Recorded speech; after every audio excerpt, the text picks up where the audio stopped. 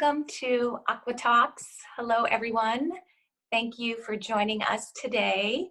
My name is Alexandra Wensley, and I'm Vice President of Communications for the Acqualina brand, which consists of the estates at Acqualina, the mansions at Acqualina, and Acqualina Resort and Residences, all in Miami's Sunny Isles Beach.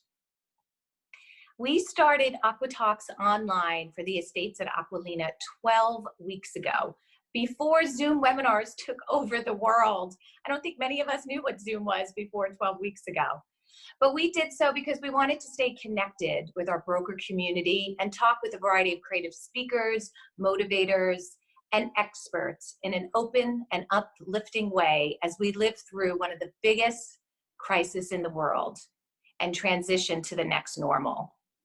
We appreciate all of the support and engagement over the past months, and I'm delighted to announce that the Estates at Acqualina's Sales Gallery will reopen on June 15th, Monday, June 15th. We're so excited to see you all again, and we'll be accepting appointments. So please call ahead of time so we can explain to you our enhanced health and sanitization protocols. But come visit us when you're ready, because we're ready to welcome you.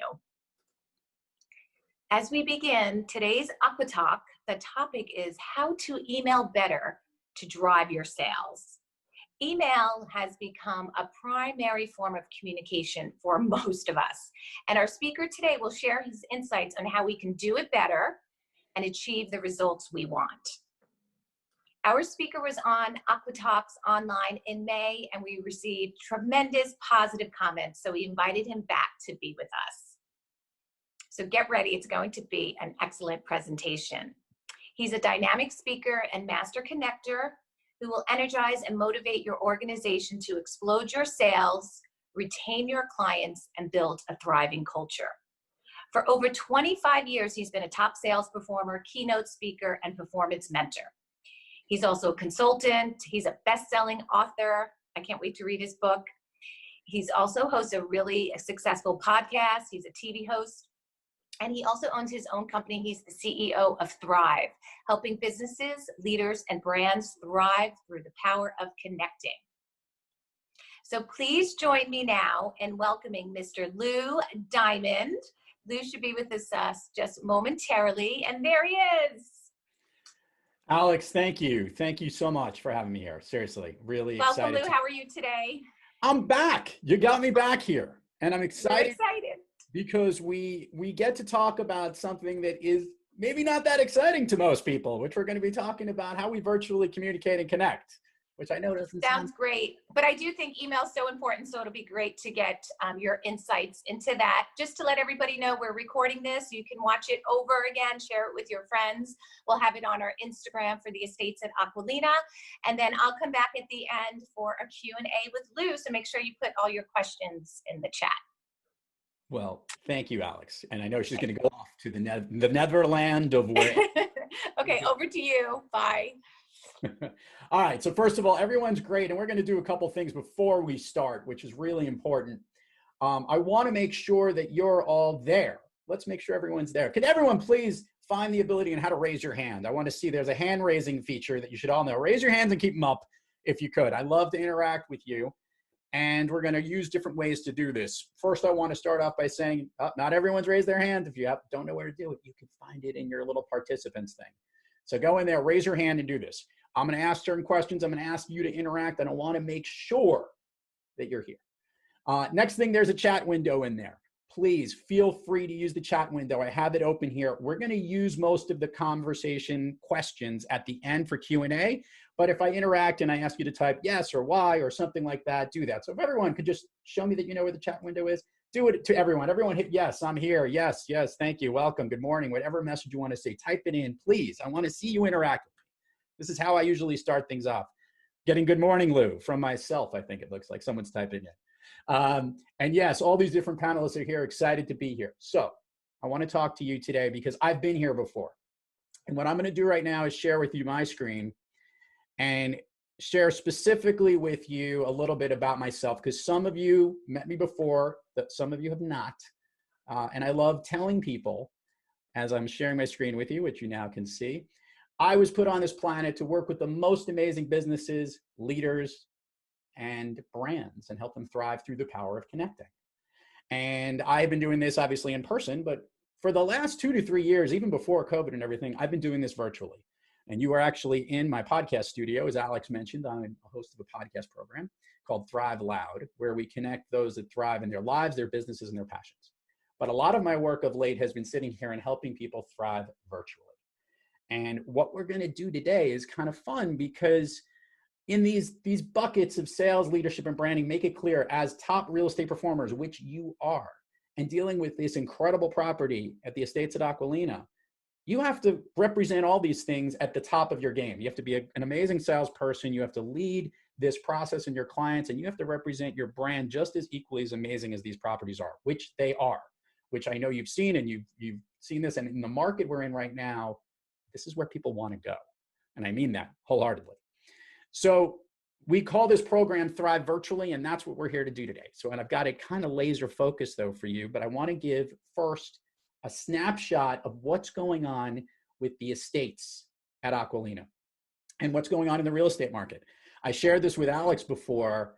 Things are picking up everywhere. Businesses are going back to normal. When I spoke a month ago, we were still in lockdown. Most people hadn't come back out into reality, and they've all been working in social isolation. And in every state across the nation, we're moving back into not normalcy, but starting to come back. What I can tell you is specifically in the Northeast where I'm located, many people do not want to be here anymore and they're looking to get away. So the good news for you is you have a property that people are looking to escape to, and make it clear people can't leave the country just yet. So they're going to stay local because of all the rules. So this is where your property and where this sale actually becomes more attractive. And you're in such an amazing spot and such a great place. And every time I see these images and these videos, it's incredible. So I want to make it clear to you, things are picking up. And if you haven't recognized that yet, you'll start to see it soon enough. Okay, let's move on here. This is what we're going to focus on today. Is everyone with me? Give me a yes. Let me see your yeses out there. Or raise your hands again. I'm going to lower everybody's hands. And I want to make sure that, there we go. Thank you for raising your hands. And those that are here, I'm glad you're here. Glad you're still with me. Haven't lost you yet. It's early on yet. I want to try and get you at least. We're going to be here for 30 minutes. That's it. And then you can go eat. It'll be fun. Okay, with that, let's tap into the most important piece right now, which is what we're going to talk about. We have 3 things I'm going to cover today. One is our devices. One is something I call CONNECTWORKING virtually, which I spoke about last time. I'm going to go into more detail. And I'm going to talk about driving your emails to sales. With that, let's get rolling. Okay, our devices. These things are amazing. We forget how amazing these devices are, whether you're on your laptop right now or your desktop, your phone, your iPad, whatever you have, you know how incredible they are. We can't live without them. We cannot live without these incredible devices. They're so important to our lives. However, there's something really important that's happened, and that is that we have lost the instruction manuals for most of them. Just by a quick show of hands, I want to know this real quickly. How many of you have received a text that literally had a bubble in the text thing that almost exceeded the entire size of your text message? Someone typed an entire lineage of things. Show me your hands if you received a text that was so long it literally required scrolling. I want to see only one person. I doubt it, highly more. Many people. Okay, I've got text messages like this. I've gotten emails where there's literally 1 letter responses. I've gotten incomplete phone messages on where people have left stuff. I've got text messages that have more emojis in them than I could ever count. And it drives me bananas because what these devices are supposed to do, they're supposed to connect us together, but we've forgotten how to use them. So what I'm going to kind of do is give a quick reminder for all of you that to start things off, that'll help set the stage for everything we're going to talk about. Okay, I call it the 3-2-1 formula. 3-2-1, very easy to remember. And you might think this is childish, but I started these lessons out with my children and helping them understand how to do it. Please don't think I'm talking down to you. I just want you to use this so that every time you send some form of digital message on a device, you follow these tools. Okay, first, the 3. My clicker's working here. If a text exceeds 3 sentences, it should be an email. Any of that scrolling of that big bubble, if you start typing a text and you've gone past like 2 lines in your text message, please go send an email to that person, specifically in a client-related message to someone you're talking to. It's too hard to read if it's not that long. That's the 3. The 2, if an email exceeds 2 ideas, I wanted you to check out this great property today, and I also wanted to let you know about some other offerings that are going on in the Acqualina community. Those are 2 different ideas. If that's it, that's what an email should have. If it exceeds that, it should be a call. Anything that's going to have multiple conversation, you should be picking up the phone. And then, of course, if you have on your calendar scheduled a phone call with someone that is at least 1 hour on your calendar, if you actually booked an hour for a phone call, that should be an in-person or a Zoom meeting face-to-face. 3, 2, 1. We're moving you from the text formation all the way to try to drive to meet that person in person, which ideally we're going to be getting to soon. As Alex mentioned, the property is opening next week on site. So think about this. Every time you're using a device, you're trying not to make an entire conversation in your relationship with your device and that individual. You're trying to drive them to meet in person. 3, 2, 1. With me, show of hands. Let's see, everybody get it? 3, 2, 1, real simple. Try to practice this. It's a good best practice. And I guarantee you, you have broken these rules in the last 6 months, 6 weeks, 6 days. Try to avoid doing that. Try to get yourself more focused. Okay, now I want to talk about what I call connecting. This is right now in the virtual world where we're using Zoom. You've been on LinkedIn, you've been on your emails, you've been on Facebook, you've used these different devices, and many of them have been ways that you've been able to reach out to your targets. I talked about this on the last time I was here, but I'm so excited to talk about it again because it is such an important part of what you do as top performers, as top real estate professionals. And that is, you're not networking and adding to your network when you're trying to reach out virtually. You're connect-working. Connect-working is the ability to connect with those in your network. We're not just trying to add more people to our network, we're trying to connect work. And I'm going to show you the best ways to do this virtually, because what we want to do is thrive virtually and we want to connect work virtually. This is a much better image than for those who were here last time. A much more fun design. So what I'm going to show you here are the key things of how you can use all these different mediums that you use every single day. Many of you use a lot of, and how you can use them a little bit better in ways that you can add new prospects, new people that you want to be targeting these properties to and that you want to be able to reach out to. So this is definitely the prospecting part of how you're going to connect with folks. Okay, the upper right section here, the LinkedIn, Facebook, Twitter, the lovely blue and white shades, if you would, of all your social media are the most commonly used social media apps. And they all have these DMing features. Specifically in LinkedIn, the ability to direct message someone is so important and so easy to do. It's the easiest way to find somebody because they've actually done a study during this time of social isolation that 70% of people working at home have their LinkedIn windows open. So you literally can be pinging. It's like having an active feed to somebody.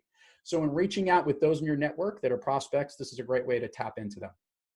Facebook and Twitter, same idea with the direct messaging or the instant messengers or the message function in each one of them.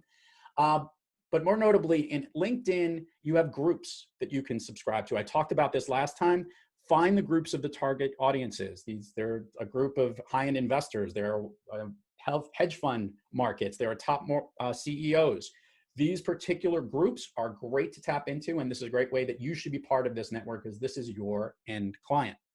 There's also a lot of live meetings going on. Jump into those as well. It's a great way to directly connect with someone if you haven't done so already. I'm having 2 live meetings later today. If you want to jump in and say hello, I will gladly respond and say, you were here at this meeting. I'll give you a free book or something like that, or a sum of. Moving along, I talked about virtual cocktails the last time we were together. Well, okay, I think we have to get ourselves back on the wagon and not drink as much as we possibly could, but maybe we should be having lunch and coffee. One of the more effective things I've seen, if you wanted to find time with someone and you knew they were working at home, order them lunch. Send them lunch to their place and have a virtual lunch and have a chat with them on the Zoom at that point. It's a great way to connect directly with somebody. Instagram, more and more, the images, Instagram, the estates at Acqualina is a place that you'd be able to direct people to.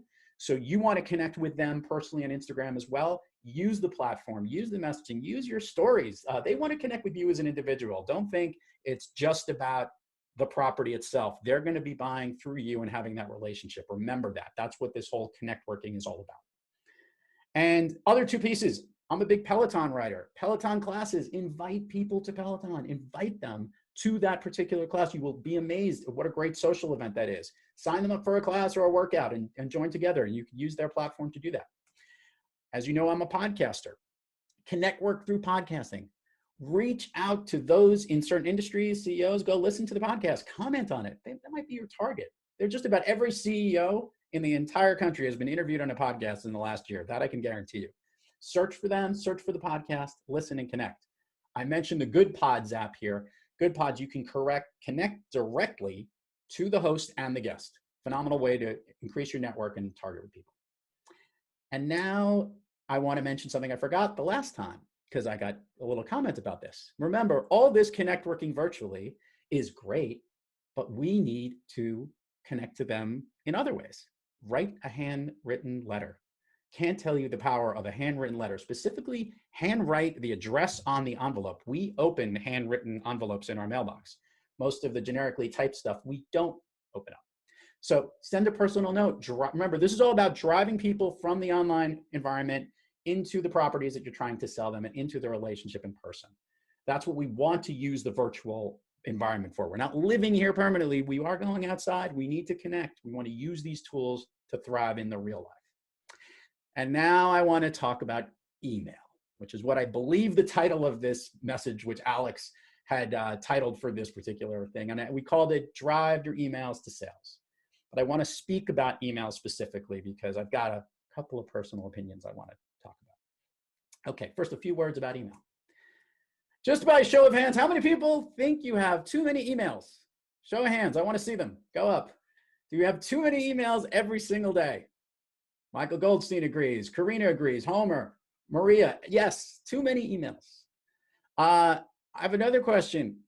How many people are tired of getting cold marketed these emails? Send another, raise your hands again, like someone sending a cold email to you and it's like, I'm reaching out that way. Everybody, your hands are going up left and right here. I cannot tell you enough how important this device has been overused. We talked about how the instruction manual for devices and tools have been broken in communication. And nowhere has this been more of a crime than an email. However, unfortunately, we kind of need email, don't we? You see, because the good, the bad, and the ugly about email I'm going to share with you right now is this. Let's start off with the good. It is the most common virtual communication. Email is the most common way we communicate. It's the most common virtual communication, and that is amazing because that means everybody has at least one account. It is good because we have, I think actually the average human being on this planet has 2 email accounts. It's like 1.9 email addresses. That's crazy, and there's plenty of people with many more, obviously, but that means we have this and every single person uses it. On our iPhone, it is the second most popular app that we use. Second, obviously, to texting. But email is the #1 virtual communication that we send everything out in the world. So that's the good news. It's the most common virtual communication. The bad news, it's the most common virtual communication. Everyone is sending this particular way. How the heck can you stand out? How can you send something that actually connects with somebody? This is the hugest problem. I want to show you some numbers here, quick stats here, because this is unbelievable, okay? Email stats for you. The average working person spends 209 minutes per day on work email. They spend an additional 143 minutes on personal email. 209 minutes on work, 143 minutes on personal. If you added that up, that is almost 6 hours a day if you were to go through every one of these messages. That's insane. That's an entire workday just on email. Enough of the freaking emails. It's too many of them. But we can't live without them, so what the heck do we do? The other thing is the ugly, right? The ugly here is that most are not connecting through email. The emails that you're receiving are not working. The percentage rate of a successful email campaign is somewhere between 1% and 2%. They consider that a win. That's a lot of emails and getting no responses. That's ridiculous. So how do we circumvent this crazy tool that is the most popular tool in the entire world? And the real question we have to ask ourselves, though, is why isn't it connecting? Okay, so just type in the chat window if you could. Okay, And someone wrote over 200,000 unchecked emails. You're 100% right, because we don't look at them. We don't have the time to. Okay, so why aren't we connecting an email? Someone just type in a reason. What's a reason that an email isn't connecting? Type it into the chat. I want to see some of these responses as I take a drink of water. I want to know what you think is a reason. They're excessive. Thank you, Maria. That's it. One person is typing. What would be a reason that emails aren't connecting? They're all the same sometimes. Too many to read. The content has no resonance. Very true. They're not personalized. Thank you, Tanya. They're trying to sell you something. They're too long-winded. I'm reading your responses, not mine. Let me read you now my responses. Thank you for those who did respond. Excellent. Great job. You all did great. Okay. Here's a reason why we don't connect to email. This email was sent to me a few months back. I received this email and I looked at it, and I will be completely honest with you. I have no idea what this email said. I have no idea what it even says today, because even 3 months after I put this email in this presentation, I still haven't read it. It's got a graph in it. It's got a chart. It's got multiple paragraphs. And oh, by the way, this thing scrolls for what would be a page and a half down here. I don't even know what it's about. No idea, nor do I care, because to some of the points, it's too long-winded. There's too many things going on. Most emails look like this. So there's too many of them, too many gosh darn emails. They're too long. No one reads anymore. We're going to talk about that in a little bit. And there's an unclear purpose. In fact, no one actually understands sometimes why an email was sent in the first place. And this is the problem, why emails are not connecting.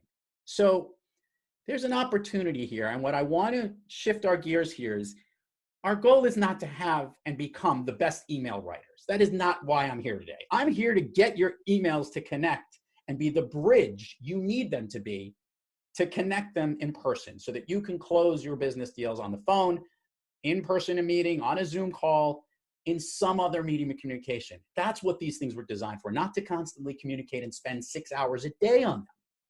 So what can we do? Okay, first of all, I'm going to give you my email rules on how to make your emails actually more purposeful, not long, with an action that delivers and that they'll actually have a greater likelihood of being read. So here's my best tips. And this, I will swear to you, it not only works, this is what we're rolling out at different companies because we do need to send it. It's the most popular way to communicate with people. So here's my thing. First of all, 1-sentence paragraphs. Your English teacher might roll over in her grave if you had her back in high school years ago, and she's no longer with us. If she heard that you were just doing 1-sentence paragraphs, I'm letting you know this is what we read. You can even put them in a bigger font if you want. The next big thing, no scrolling on any screen. I don't care what your device is. I don't care if it's on your desktop. If you have to go like this on your phone or this on your mouse pad, you've lost them. It's too long. So you need 1-sentence paragraphs, non-scrolling, and we need wide open spaces. I'm talking like clear carriage returns between each one of these 1-sentence paragraphs, and they're going to be this long. What this will do, with me on this, give me some, raise your hands if you understand what I'm talking about. I want to see some interaction here. Please raise your hands because I want to make sure you're still here. Good. Okay. There's a reason why this works. I've done this enough to let you know that, unfortunately, we don't read anymore. We scan. We take a picture of an email with our eyes, like we do in an Instagram image or something in social media. We don't read it. So we need the email to be scannable with our eyes. We have to look at it and say, aha, I got it. Because if it's that short and it's that quick, we will get it. But we also need something else, and I want to talk about this.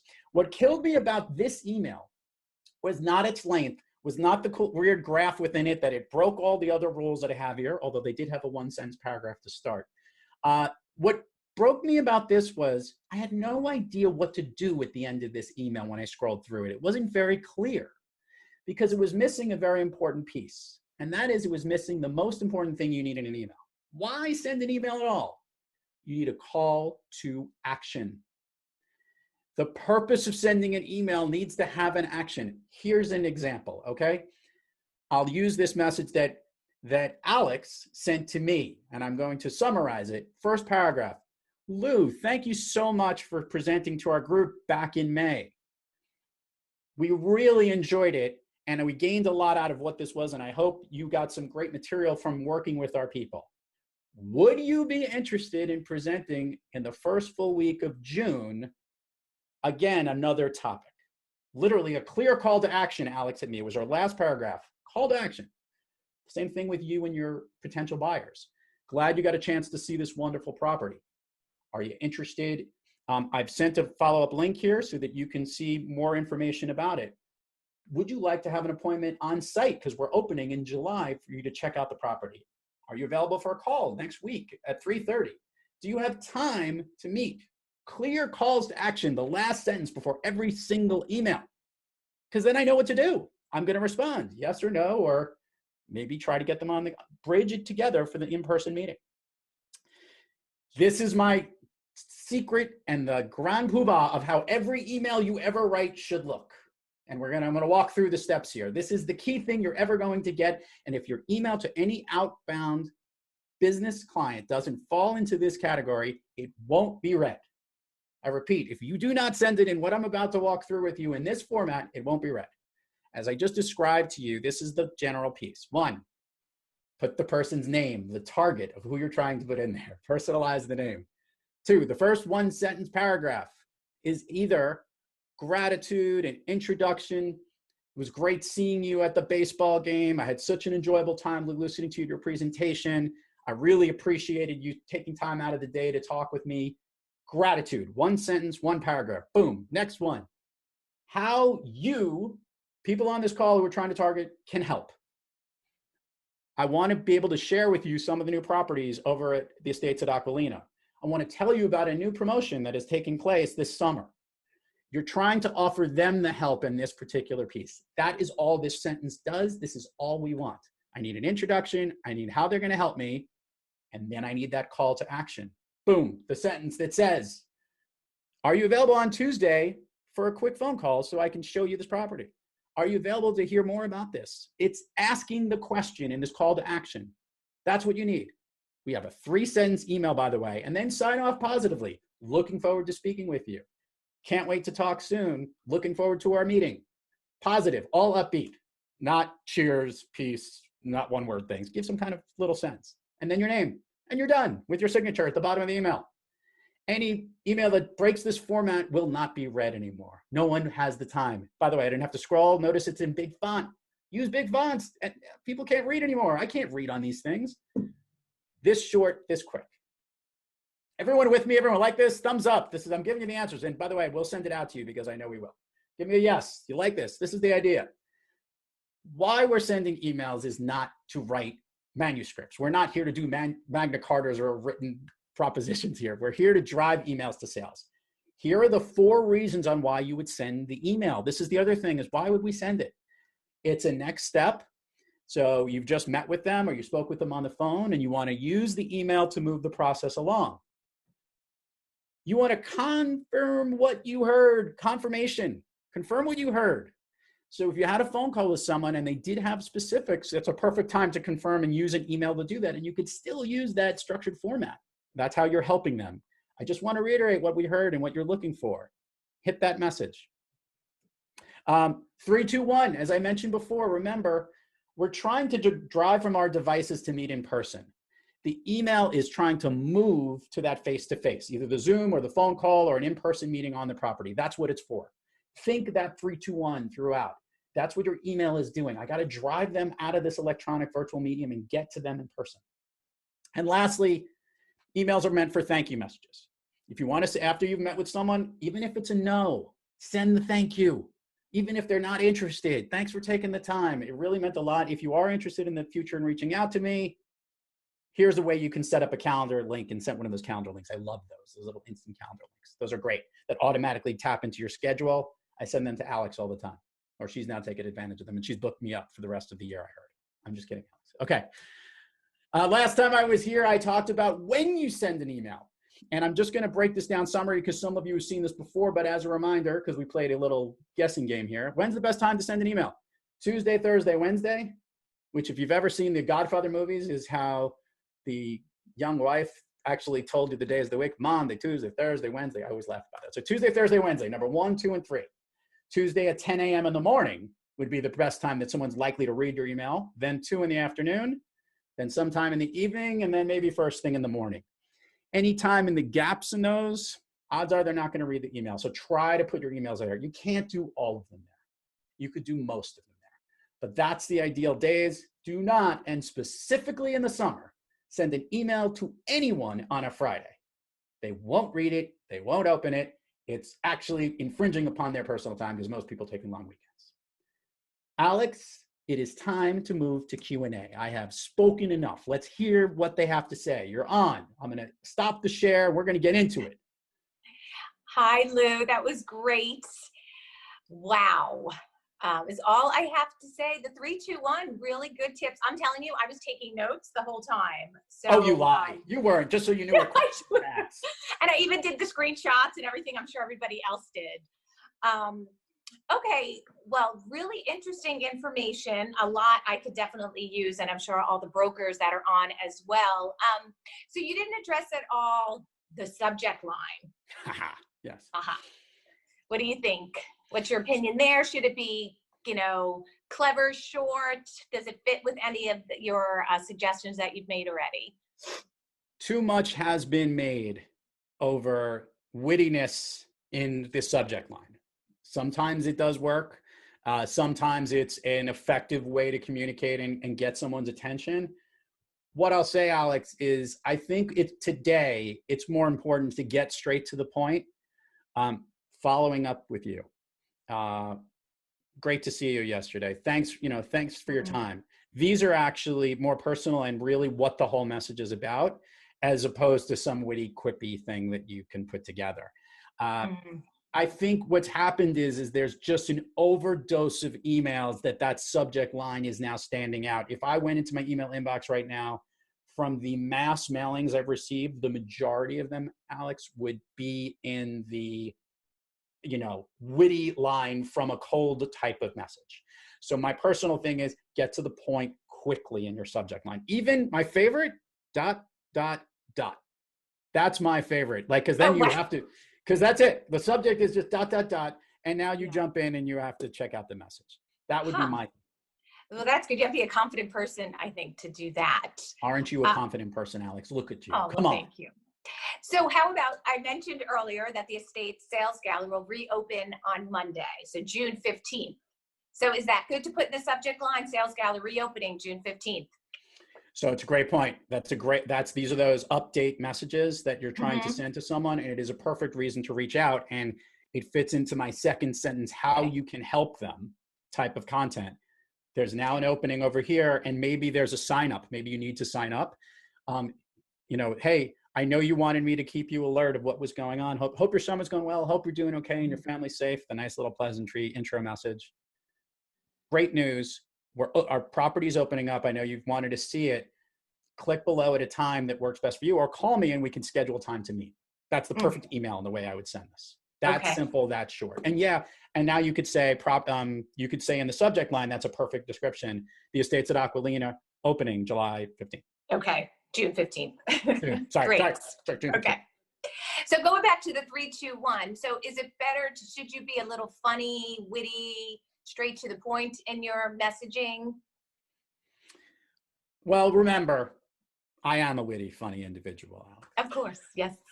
No, I'm kidding.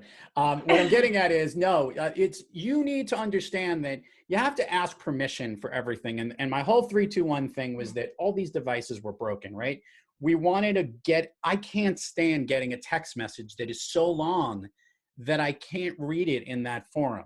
And I can't stand an email that goes on and on and on like those other messages. I want things to be short, digestible bites of communication.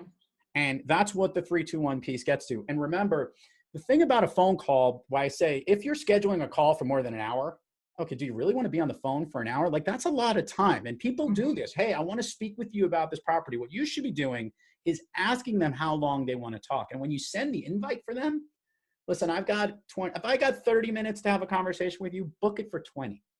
Lock them up for 20 minutes. And then as you get to 20, you basically say to them, do you have time for another few minutes? I just want to finish a bunch of things. You want to make these meetings short. How much do we want to talk? Let's make it clear. You are trying to sell great properties and great investment value to people who who have a lot of money and don't have a lot of time. So think about that.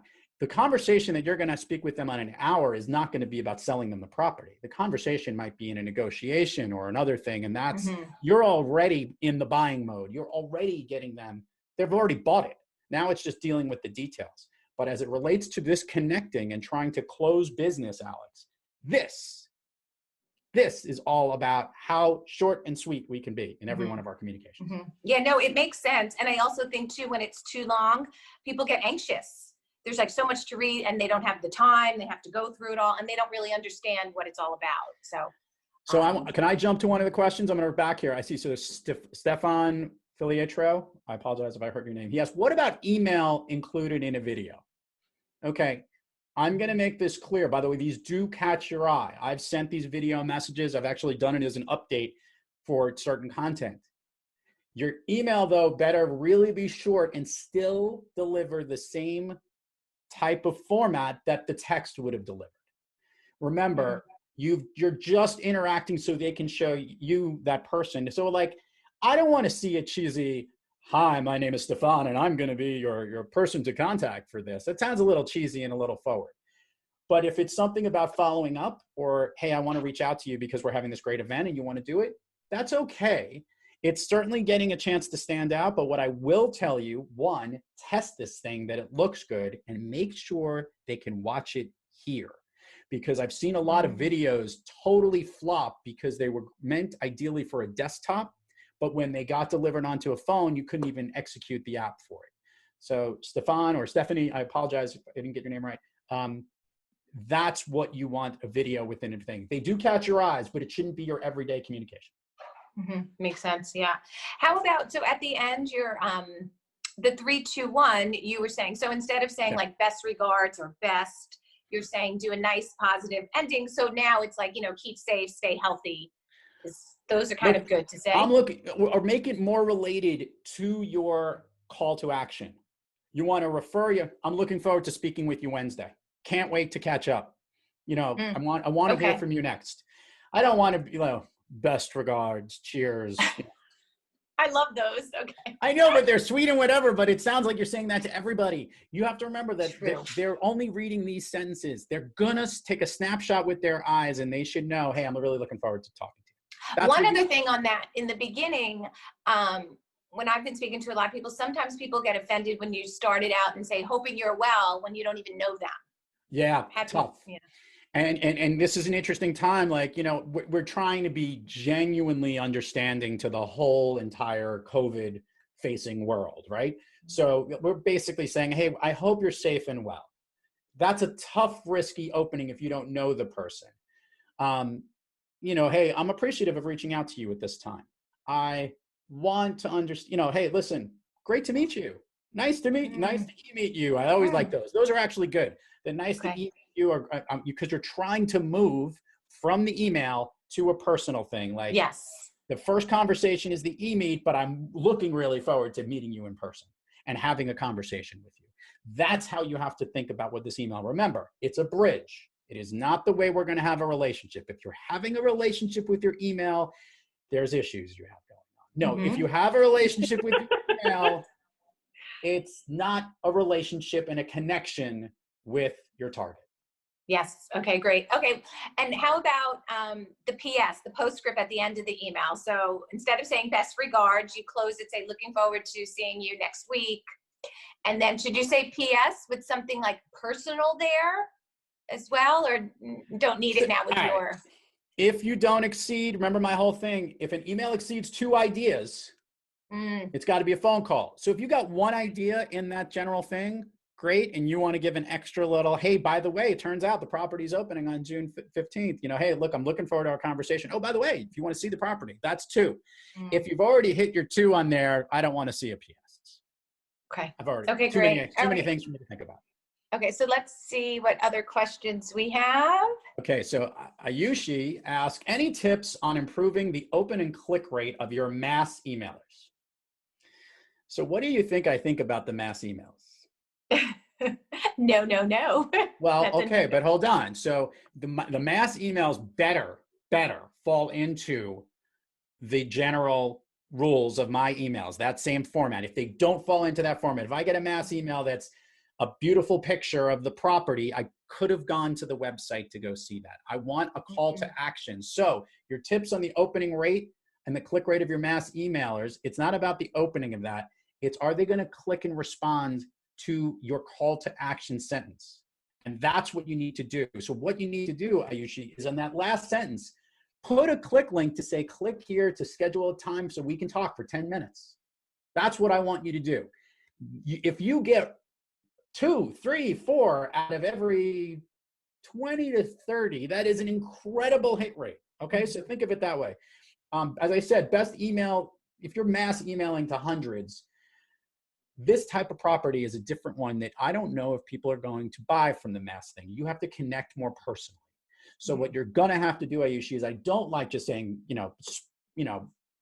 spraying the entire lawn with your, we just hosed the lawn, spraying your entire lawn and hoping to get one of these grass blades to glow. We want to aim and shoot right exactly at the target of who we're going after. So you want to be personal in that message. That's where I am. I'm not a big fan of the mass emails. So it better find a personal way of connecting with me, even though I know that's what happens. Just my point. Yeah. How about this one from Tanya? How often is it ideal to send out promotional emails for your company? Great question. Okay, so I like to flip the script on this, and I'm a big fan of consistency, and blended with a splash of infrequency. So consistency and infrequency, meaning I don't want to get every week a message from your company about what's going on. It's not necessary. I don't necessarily know if I want it every 2 weeks. I might want it somewhere in between the 2 weeks and the month on the communication, and it could be on that part. I've seen people do every 3 weeks, which is actually an interesting study that they've looked at. That if you do every 3 weeks, you're not hitting them with as many hits all year, but it's enough that you're still tapping in just about every month. It's pretty cool, actually. So it's kind of monthly, but a little bit less, a little bit more than that. So my general point is not to do it all the time, and make sure that when you're sending the message that it still follows my rules. I don't want to just say, here's a company update of here's the greatest marketing pieces. And if that's what the email is, personalize the top of it and say, hey, I wanted you to check out item number 2 below in our mailing. Like, that's the way you should be sending it out. So go see that we're opening our property. Go check out that we have a new chef in the restaurant. Go see the thing that you connected with before. Not in the cold reach out and all that. But that's the level of attention that you want email to be. And by the way, ask yourself this question. Would you want to receive that many emails in your own email account about something? Would you? No, you want the ones that relate directly to you and when you want. Yes. Thank you. No, from Karina. Yes. No, you don't. So therefore, your sale is not a mass sale. It is a very, very specific. Now you have to spray a little bit, but I want you to spray shoot in a certain area. I'm shooting things, Alex. Okay. Did you touch upon what Shumel said, isn't the first step having people open the email? So what I'm going to tell you is that most people will open an email if they know they don't have to scroll it. I will tell you, they showed this study that 85% of people who have email applications have a window pane preview, versus I know some people just have like a browser piece where they have but 85% actually have the thing where you can see what the email is beforehand, which is why they're more likely to do it. And that's why I don't want you to scroll. And that's why I don't want you to have anything that's more than 5 quick 3 or 4 lines with spaces. They can take a snapshot and they will read it. In fact, they'll actually glance at it even in that unopened stage, and then you know that they've looked at it and they've checked it out. This has been the most successful thing that they found, that the minute you have to actually read a sentence, you're not going to open it, which is why we have to take a snapshot with that 1-sentence paragraph. Because if it's 2 sentences in 1 paragraph, you lose them. That's how bad we are. That's how short attention span we're trained. So the first step in opening the email is to make sure that the email itself is already in that preview pane. So know, Shmuel, that we're in that world where people actually are seeing the email and they are reading it in that unopened state. That's the state. 85% of the people are. If you're worried about the other 15%, you should have been able to make sure that that certain percentage will work in the math with you. Sit in the pane. Wow, what great suggestions. I think everyone's going to just have to rework their email messages. What else do we have? We have the last one. What is good CTR open rate for the real estate industry, Tirana? So as I understand it, across the board, click-through rates on emails that exceed over 2% are phenomenal. And that means that they've actually opened the email and clicked within where they've gone to and engaged with you on that part. 2%. I know that seems like a real small number, but people are sending so many emails, it's really hard to decipher. Real estate, this is interesting. It is specifically segmented and weighted annually.